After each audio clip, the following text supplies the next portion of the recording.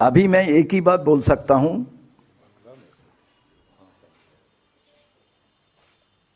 আমি বাংলাতেই বলছি যে আজকে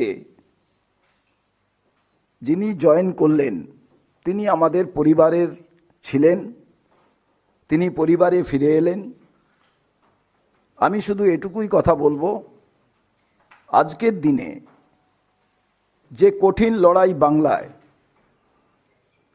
বিশেষ করে যখন ধর্মকে হাতিয়ার করে এবং পশ্চিম বাংলায় বিভাজনের রাজনীতি কায়েম করার চেষ্টা হচ্ছে, যারা রাজ্য সরকারে আছেন, যারা কেন্দ্রীয় সরকারে আছেন, বিজেপি ওখানে সরকার বানাতে চায় না।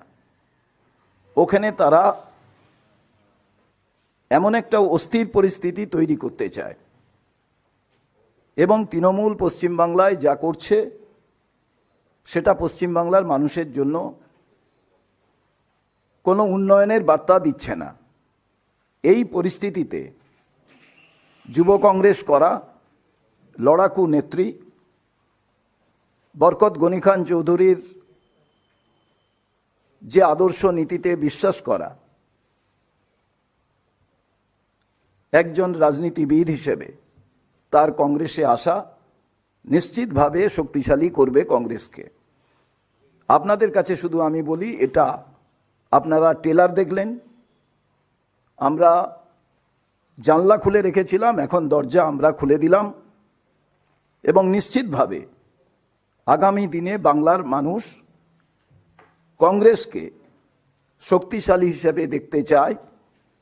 50 বছর কংগ্রেস নেই, কিন্তু যখন গ্র্যান্ডফাদারের সঙ্গে তারা রাস্তায় যান, জিজ্ঞেস করেন পশ্চিমবাংলার যে সমস্ত প্রতিষ্ঠান কারা বানিয়েছে, কংগ্রেস, অন্য কোনো রাজনৈতিক দলের নাম যখন শুনতে পান না নতুন ভোটাররা, তখন তারা বলেন তাহলে কংগ্রেসকেই আনা প্রয়োজন। এই রকম একটি মুহূর্তে দাঁড়িয়ে মৌসম বেনজির নূরের, রাহুল গান্ধী, মল্লিকার্জুন খাড়গেজি, সোনিয়াজি, প্রিয়াঙ্কাজি এবং এই মঞ্চে জয়রাম রমেশজি এবং গোলাম আহমেদ মির্জি, এদের যে আহ্বান কিংবা চলার পথকে তিনি গ্রহণ করলেন, আমরা স্বাগত জানাই।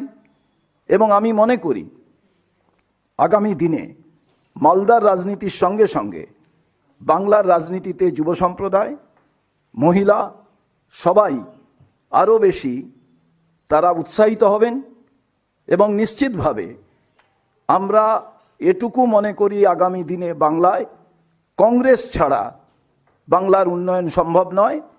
আরেকবার আমি অভিনন্দন জানিয়ে, এটা টেলার পিকচার, এখন আপনারা দেখতে থাকুন। নমস্কার।